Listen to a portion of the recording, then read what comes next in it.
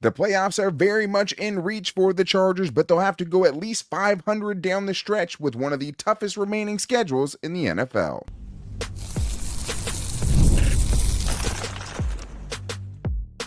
You are Locked On Chargers, your daily podcast on the Los Angeles Chargers. Part of the Locked On Podcast Network, your team every day.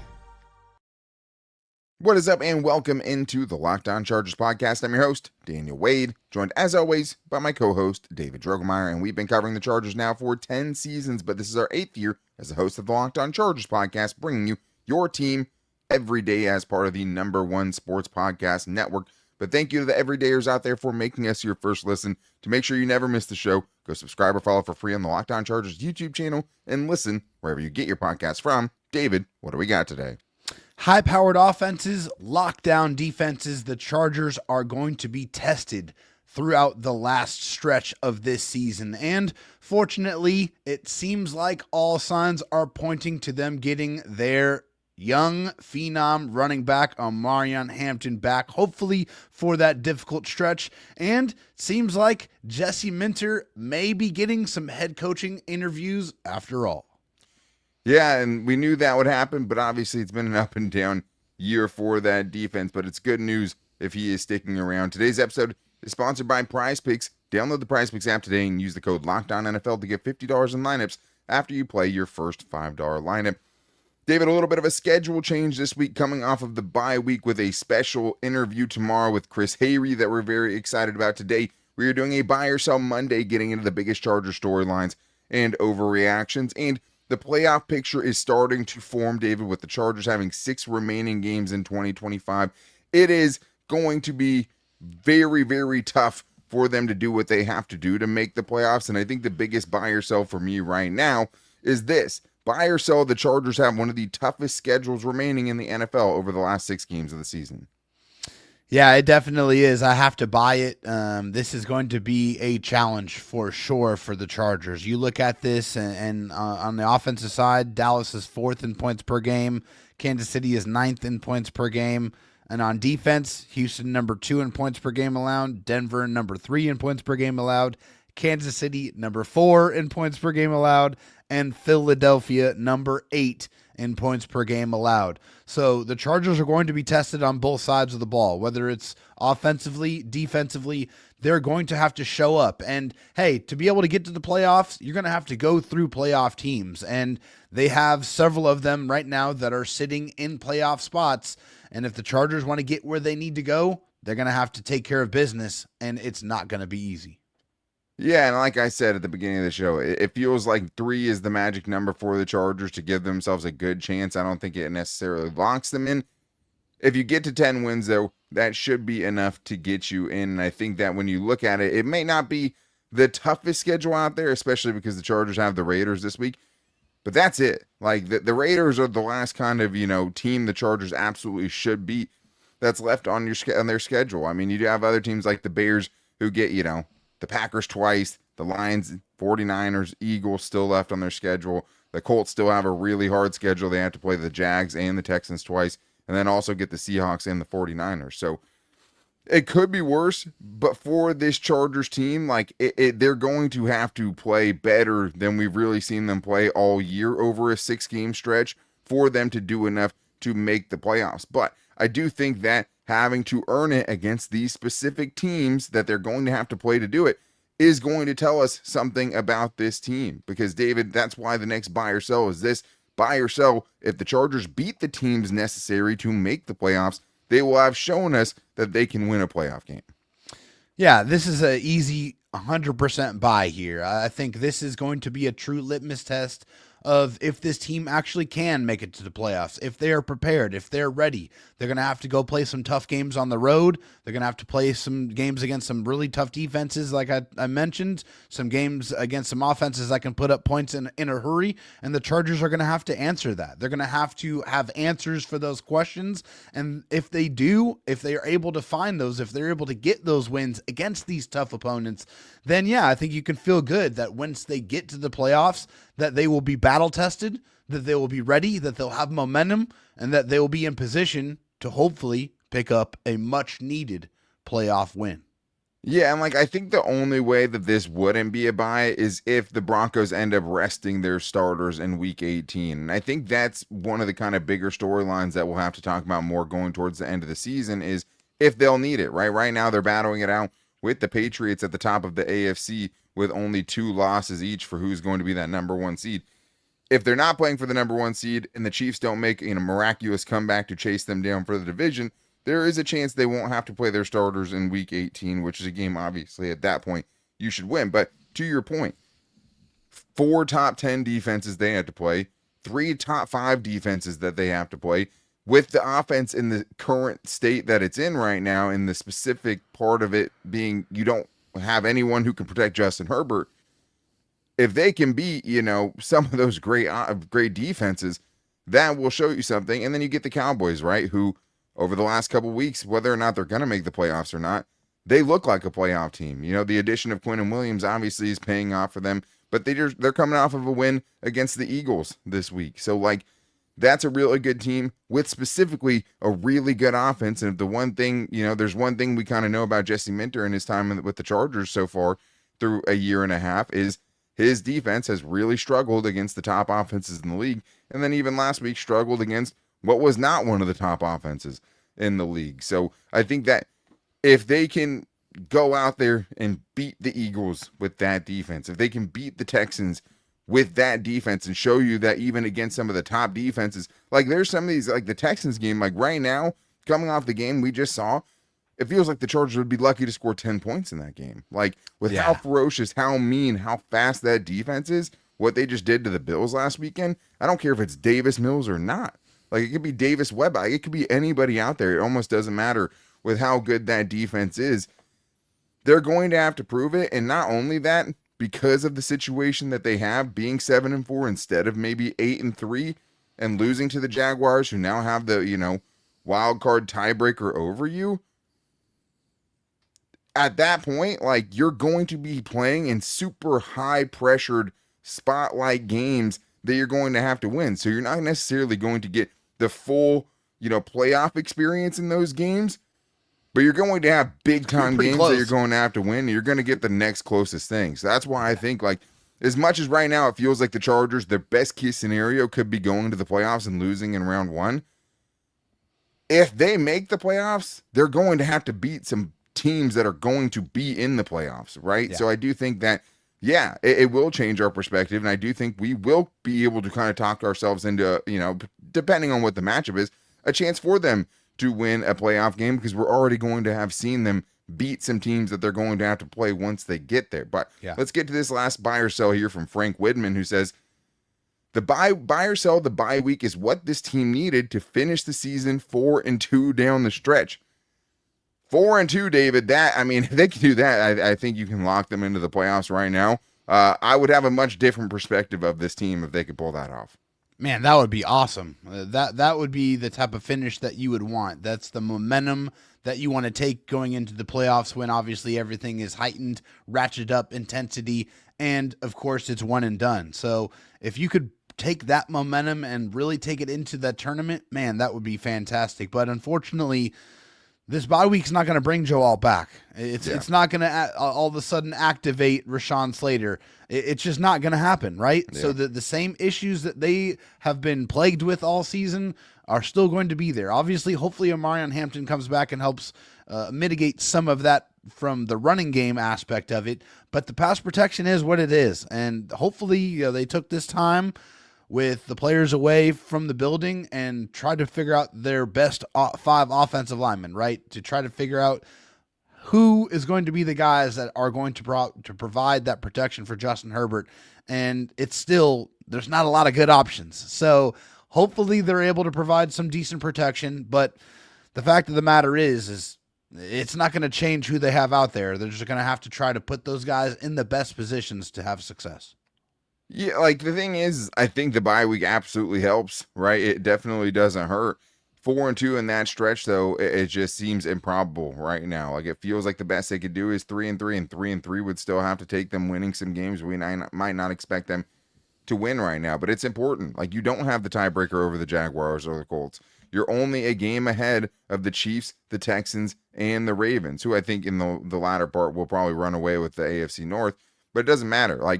We'll see what happens at the end of the year. Right now, it's hard to see 4-2. But the one thing the bye week should be bringing back is Omarion Hampton, who has quietly, and maybe some people have forgotten, has been one of the best backs in the NFL so far this season. So we're going to talk about if that could maybe potentially make Justin Herbert play a little bit less hero ball and more in today's Locked On Chargers podcast.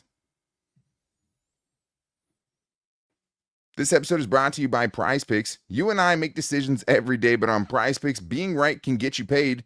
Don't miss any of the excitement from this sports season. Whether you're following the NFL, NBA, or both, there's no better time to jump in on the action than right now. If you haven't tried it yet, Prize Picks is the simplest way to play. Just pick more or less on at least 2 player stats, and then if you get them right, you win. It takes less than 60 seconds to make your lineup, and one of my favorite parts, you can play anywhere Prize Picks operates, including California, Texas, and Georgia. I've been using Prize Picks during both football Sundays and NBA tip-offs because it keeps every game exciting. And even if you missed out on the weekend's slate, you can still get in on Monday night's action with C-Mac Christian McCaffrey getting more than half a rushing or receiving touchdown, and combine that with T-Mac Tet McMillan to have more than or less than 65.5 receiving yards. You hit on 2, you win. All you have to do, download the Prize Picks app today and use the code LOCKEDONNFL to get $50 in lineups after you play your first $5 lineup. That's code LOCKEDONNFL for $50 in lineups after your first $5 lineup. Prize Picks, it's good to be right. David, well, let's talk about some good news, which we're hoping to get, and we might have by the time we talk to you. Hopefully we hear from Jim Harbaugh today on Monday and get an update and hear some sweet words come out of his mouth that we can talk to Chris Hayre with, and that is, we have opened the window for Omarion Hampton to return. These are things that really haven't been broken by, the major news breakers of the NFL. We've mostly heard it come out of Jim Harbaugh's mouth when we're hearing this news for the first time. Obviously, it's been radio silence for the Chargers over the last week during their bye week. We should get that good news today, and it should make a big difference for the Chargers offense, David, which leads to this buy or sell from Chargers Barney, who says, buy or sell with Omarion Hampton returning after the bye. Justin Herbert won't have to rely on playing superhero ball and will be smarter with the football when it comes to passes. As always, FTR. Agreed on that. David, you buying or selling? I'm going to buy it because the reason why is because of the way Omarion Hampton runs the football. He is a load to try to take down. He is a physical runner. He gets those extra yards. He's constantly churning those legs. And also, he's a weapon in the passing game as a receiver out of the backfield. And I think Justin Herbert needs that. He needs a quick outlet, somebody you can get the ball to quickly, that can go make people miss in the open field, that you can feel safe, get the ball out of his hands a little bit quicker, and just have more balance on offense. The Chargers are at their best when they're able to have balance, when they're able to dictate what they want to do, running the football, set up those shorter down and distances, stay out of 3rd and long when you can really put your very limited offensive line at a very serious conflict. Yeah. If you could try to avoid those situations, Omarion Hampton is what helped you do that. His ability to really churn out those tough yards and be a safety valve in the passing game will absolutely help out this offense. And man, they have desperately missed the rookie out of UNC. Yeah, I think it just changes kind of everything from a game script perspective, you hope, right? That you won't be just having these terrible sequences of series where just nothing is going right for your offense if you're able to use him to get ahead of the sticks and bring what he was able to bring to the table. I think the one thing we've talked about consistently is just not thinking that he's going to be able to save the Chargers offense or running game. Like, you still need the blocking there, and the Chargers have struggled from that aspect as well. But he does help because he can overcome some bad blocking, which is something they don't have as much of with Kimani Vidal. And for the most part, Justin Herbert in that last game, obviously a brutal interception. We've also talked at length about the amount of tipped interceptions, things like that he's had. I don't know if most of his picks have been because of hero ball, right? And hero ball also has won them kind of a couple of games this season. Not kind of. I mean, won them the game against the Broncos, won them the game against the Dolphins. And it's probably still going to be needed a lot during these final 6-game stretches with the teams that they have to play. So what I would say is even though Kamani Vidal has been really good for the Chargers and better, I think, than anyone has expected, having both of those guys gives you two capable backs, and it's just different. Like I said, he's more capable of kind of elevating the blocking in front of him. Omarion Hampton had 22 missed tackles forced and 66 carries so far in 2025. Kamani Vidal has 15 on 96 carries. That's 30 a more third carries. of his carries, man. That's crazy. And how crazy is that to have a third of your carries be missed tackles forced? Jonathan Taylor forces one every 3.9 carries. Bijan Robinson forces one every 3.2 carries. Jahmyr Gibbs forces one every 3.9 carries.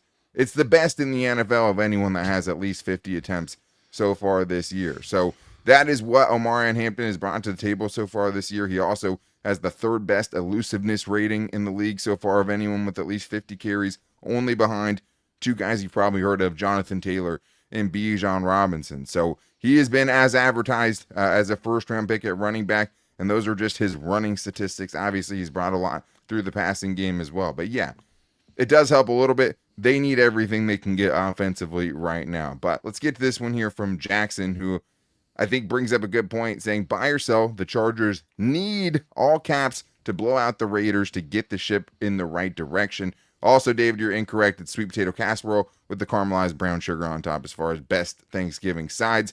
David put out his buy or sell on that. We're going to get and revisit that later. But as far as this, David, do you think he has a point about the Chargers needing to blow the Raiders out this weekend?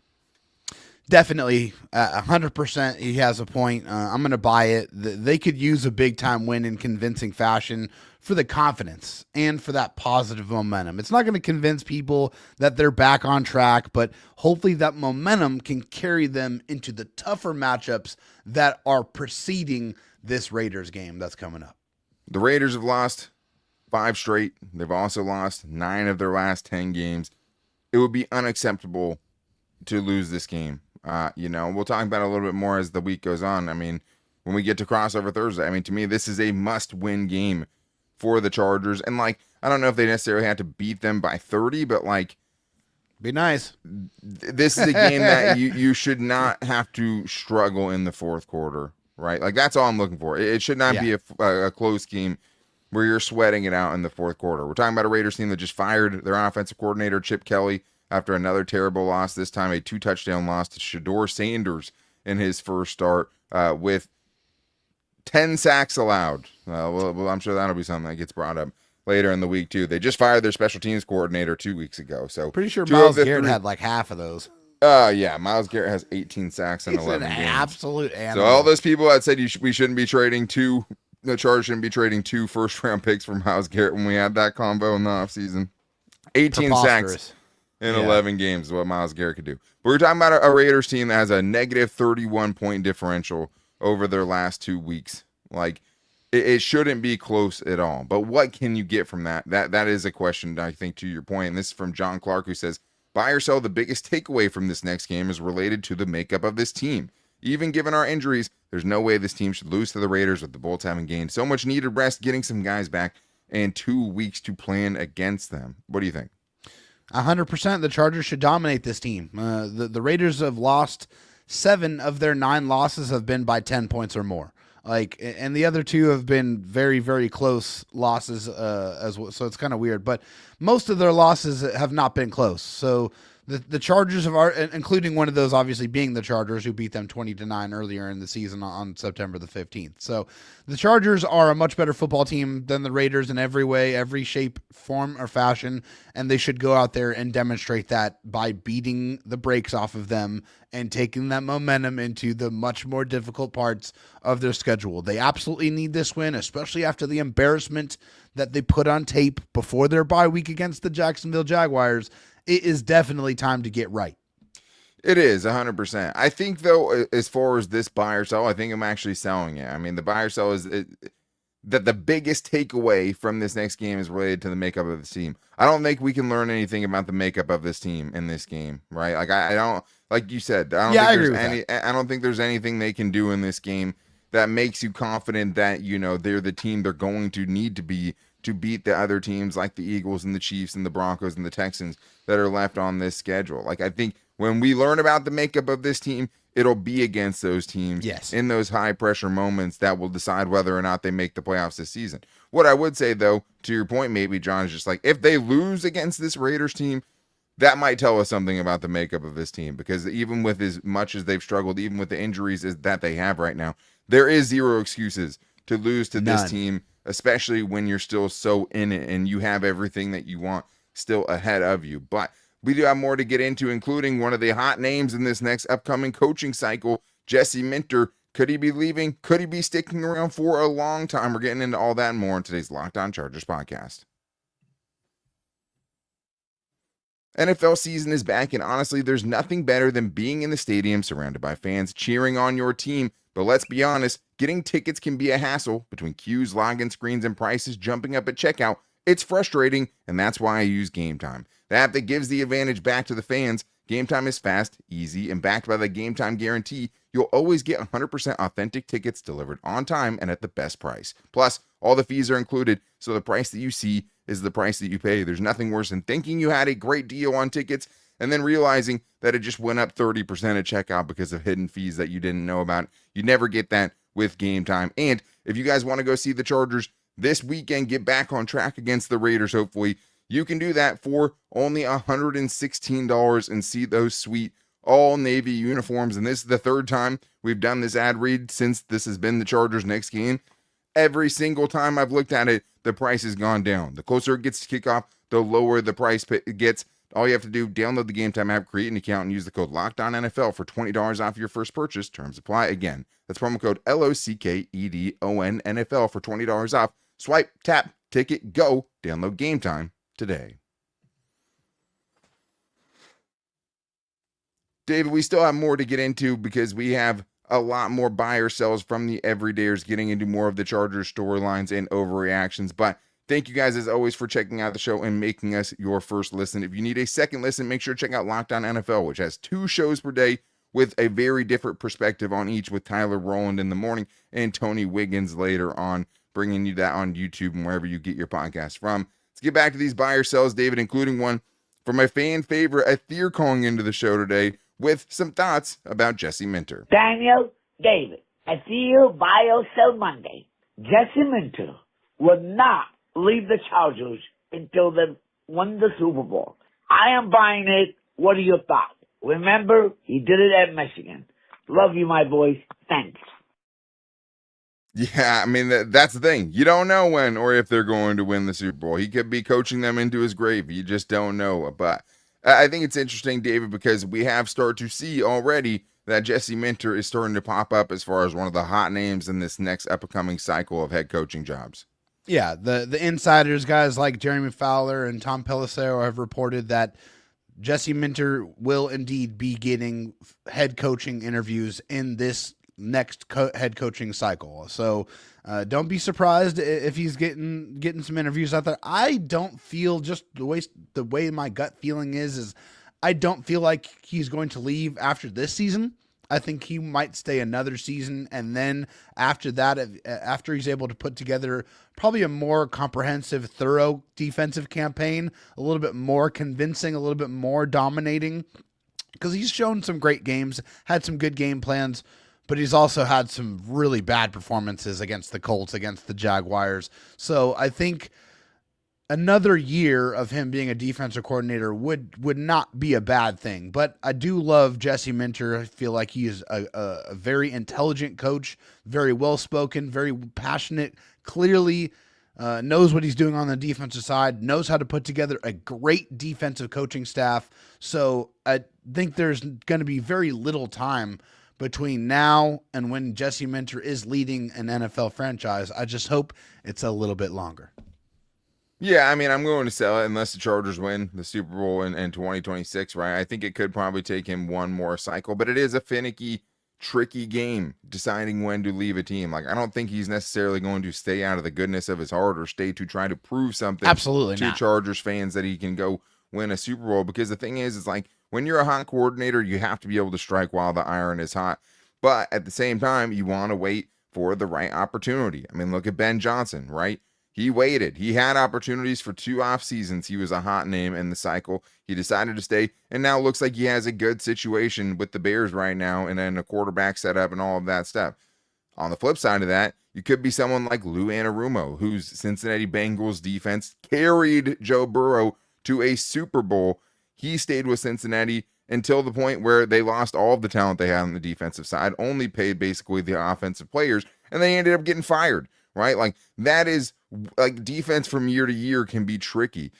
You have to be able to take it when it's available to you, and even with as up and down as it feels like this year, these are the Chargers' ranks defensively. They're still top 10 in points per game allowed. They're 5th in yards per game allowed, 8th in yards per play allowed, 4th in passing yards allowed, 5th in red zone conversion percentage, and 6th in red zone efficiency as far as keeping teams out of the end zone once they get to the red zone. Now, we know what the Achilles heel has been, and I think that's kind of where he's going to have to show he can be different, right? 17th in rush yards allowed, 26th in yards per carry, 27th in defensive success rate against the run.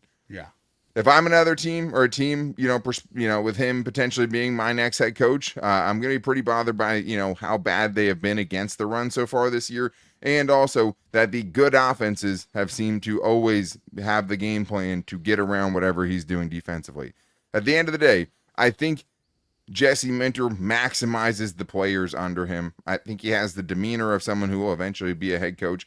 And I think that's a lot of what you're looking for, right? Can he maximize the talent he has available? I've never really thought, over any stretch of games, that's not a one-game sample size, that Jesse Minter isn't getting the most out of what he has available to him. So I think if he has the chance, he'll probably bolt. But I do think that it'll probably take one more offseason, and the Chargers, will have to try to get it done with him in 2026.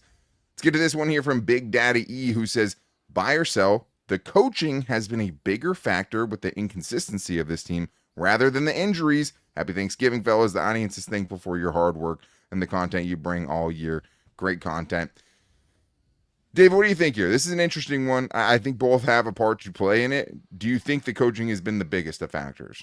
Absolutely not. The injuries have been the biggest factor on the inconsistency of this football team for me, and it's really not that close.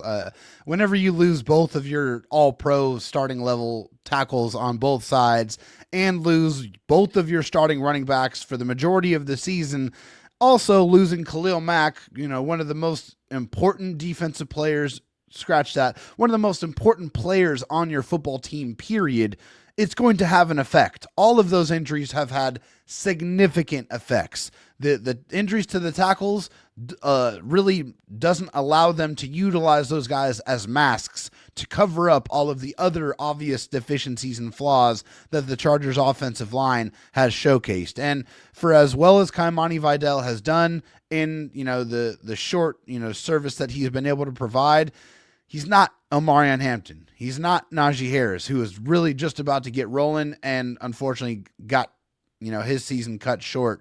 It's been a huge, massive factor on how the Chargers are able to play, how they have to scheme up the game, how they have to game plan. The injuries have affected everything. Yeah, I couldn't agree more. I mean, I think last year you saw Justin Herbert's injuries, right, kind of limiting what the Chargers could do offensively. And, that's an excuse that Greg Roman could use for a lot of the season last year. As much as I don't want to absolve Greg Roman and won't absolve Greg Roman for the struggles he's had at times this year, I think if they had Joe Alt and Rashawn Slater, we would think differently about this team and probably their offensive coaching staff as well, covering up some of those deficiencies that you talked about. Then again, some of the worst defensive performances have been in part because the offense has fallen off a cliff in those games, right? Like including the Commanders game, obviously last game against the Jaguars, even in that Colts game, right? Like obviously the defense played terribly. The Chargers turned it over twice in the red zone in that game. You think that could have made a difference? So it has to be the injuries. And it's not just injuries, it's injuries to the players who ended up getting hurt. Like no team has the depth at tackle to replace what the Chargers lost there. And those are the two most significant injuries that have affected the trajectory of the Chargers season the most.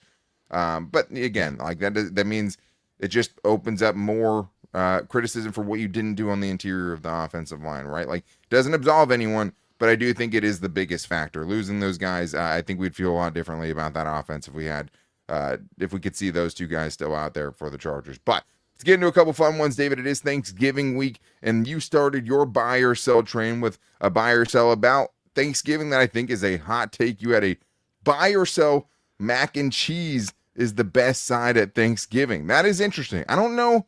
I don't think it's blasphemy, but I would say, like, as much as mac and cheese to me is probably on like the Mount Rushmore of sides in general, I don't know if it's a traditional Thanksgiving side. I had a Thanksgiving dinner, the other day, did not have a mac and cheese on the spread.